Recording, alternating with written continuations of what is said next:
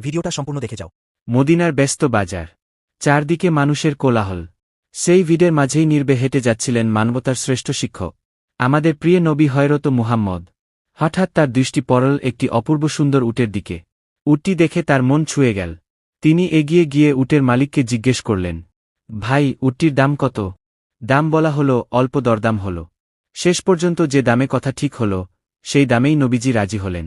কিন্তু তখন তার কাছে সঙ্গে সঙ্গে টাকা ছিল না।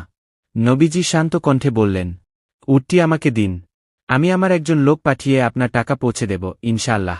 উটের মালিক এক মুহূর্ত ভাবল না। কোনো প্রশ্ন নয়, কোনো সন্দেহ নয়, নির্দ্বিধায় উটটি নবীজি এর হাতে তুলে দিল। চারপাশের লোকেরা অবাক হয়ে বল, তুমি কি তাকে চেনো? তার নাম জানো? ঠিকানা জানো? যদি সে টাকা না পাঠায়? উটের মালিক মুচকি হেসে বল, আমি তার নাম জানি না, ঠিকানাও জানি না, কিন্তু আমি তার চেহারা দেখেছি। এত নুরানি চেহারার মানুষ কখনো প্রতারক হতে পারে না। কিছুক্ষণ পরেই এক সাহাবী এসে বললেন, আমি রাসূলুল্লাহ এর পক্ষ থেকে এসেছি। এই নিন উটের পুরো দাম, আর তিনি আপনার জন্য কিছু খেজুর ও খাবার হাদিয়া পাঠিয়েছেন। উটের মালিকের চোখ ভিজে উঠল।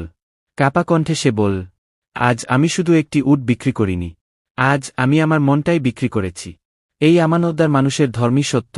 সেদিনই সে কালেমা পড়ে মুসলমান হল। ভালো লাগলে রাসূলকে ভালোবেসে একটা লাইক দিন, সাবস্ক্রাইব করুন।